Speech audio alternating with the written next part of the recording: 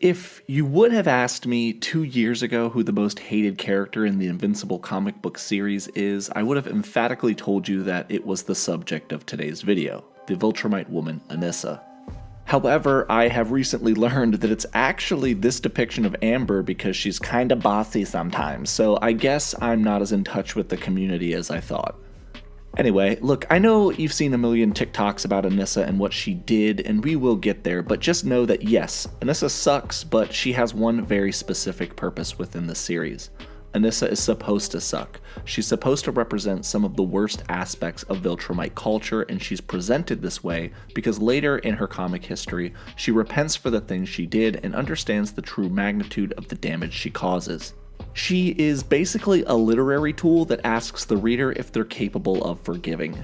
Today's video is not going to cover every single issue or comic panel Anissa is in, but it will cover the vast majority of the most important elements of her comic history. Additionally, in order for the story to make the most sense, I may not necessarily cover every event as it occurred in the comics chronologically, but rather in a way that presents itself most logically. Today, I bring you the complete comic history of the Viltrumite Anissa. Anissa makes her comic book debut in issue 44 of Invincible, written by Robert Kirkman and Ryan Ottley. Anissa is extremely old, most likely thousands of years old, considering Viltrumites live so long that they don't remember their exact age.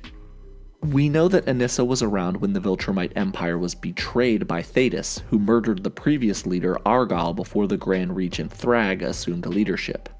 We first see Anissa sent to Earth by General Krieg in order to check on Mark Grayson's progress assuming control of the planet Earth. Following the battle on Thraxa with Mark and Omni-Man versus multiple Viltrumites, Mark was charged with being the Viltrumite ambassador / subjugator of Earth, and he was told to go back to the planet and do what his father could not or would not do.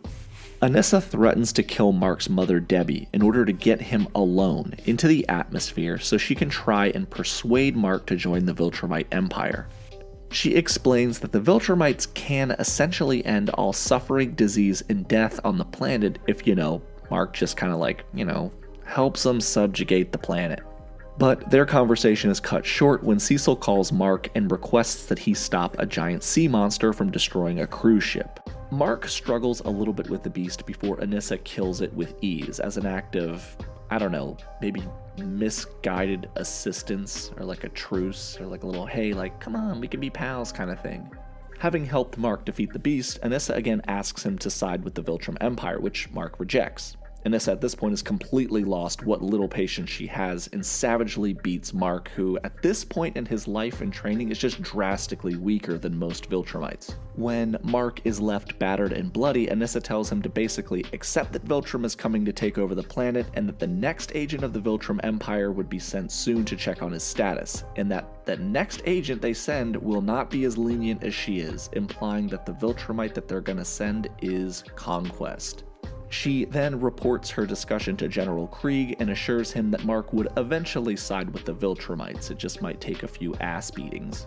She next appears as Alan, now in thick buff mode, was attempting to return to the homeworld of the Coalition of Planets, Telescria. Anissa, on patrol, flies out to engage Alan in combat and is shocked to see how much stronger he'd become. During this fight, Alan allows himself to be captured in order to board the Viltrumite warship Anissa is stationed on in order to find Nolan Grayson, who he learns is imprisoned there, hoping to lure Nolan to the Coalition's side. Anissa is not seen again for a while and next appears during the Viltrumite War when the Viltrumite forces descend on the planet Telescria, the homeworld of the Coalition. Anissa is a powerful asset. She's one of the strongest Viltrumites, but she is fended off and forced to retreat by the combined might of the now massively stronger Mark Grayson, Nolan Grayson, Oliver Grayson, and the collective weight of the entire might of the Coalition of Worlds. However, during that fight, Anissa does scrap with multiple cool dudes in this battle, including Tech Jacket, Thetis, and the aforementioned trio. The Viltrumites are forced to retreat where they head out into the vacuum of space, and Thetis declares that the war is over, believing, hey, we won, we did it. Mark, Nolan, Oliver, Thetis, Battlebeast, Space Racer, and Tech Jacket all decide to bring the fight to planet Viltrum, where they are once again intercepted by the Viltrumites, including Anissa. Anissa spends most of this battle fighting Omni-Man, proving she is among the upper ranks of the most powerful Viltrumites remaining in the galaxy, even restraining Nolan after Thrag punches Oliver's jaw off of his body. She's also quite shocked to learn that Mark had actually beaten the second most powerful Viltrumite conquest not once, but twice, and the second time he actually killed him. The battle culminates in the destruction of the planet Viltrum, and a savage retaliation from the Viltrumite leader Thrag that sees the death of Thetis as well as a lot of physical damage to just about everybody else in the party. At this point, Thrag could have easily killed everybody that's there, but at the very last second he decides to spare Mark and Nolan's lives, believing that they need every available Viltrumite in order to rebuild their species, which is on the brink of extinction. When Mark awakens from his interstellar beating, he learns that Alan is the new leader of the Coalition of Worlds, taking the place of the deceased Thetis. Oh, and the Viltrumites might have gone to Earth in order to kind of like kill everybody and everything Mark has ever loved. Mark has horrible visions of the Viltrumites invading, including a shot of Anissa killing Mark's girlfriend Adam Eve. However, when Mark arrives back on Earth, he learns that basically nothing has happened. Thrag was waiting for him to return in order to make a deal. So I outlined this truce pretty heavily in Mark and Nolan's videos, but the long and short is that Thrag would like to allow the remaining Viltrumites to live on Earth and mate with humans in order to rebuild their population, as their species are genetically capable of crossbreeding with one another. After all, Mark himself is a hybrid human and Viltrumite, and he is quickly becoming one of the most powerful beings in the galaxy. Anissa, Lucan, Krieg, and the others are commanded by Thrag to get out there and And as you can see, Anissa is clearly excited at the prospect of being hit on by Fred Durst and a young Gary Busey. Mark, Nolan, and Earth's Global Defense Agency agree on a tentative truce with the Viltrumites, believing that a war between them at this point would ultimately destroy both sides beyond repair. The Viltrumites continue to live on Earth as their new adopted planet for quite some time, but Thrag grows impatient with his upper echelon of Viltrumite warriors as the planet slowly begins to change their personalities, much like it did with Nolan.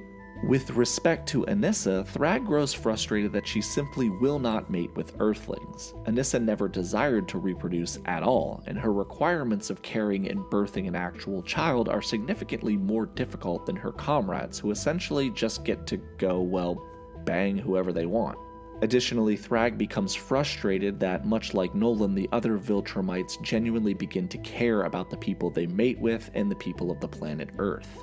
The status quo, though, gets another massive shift in the very next issue.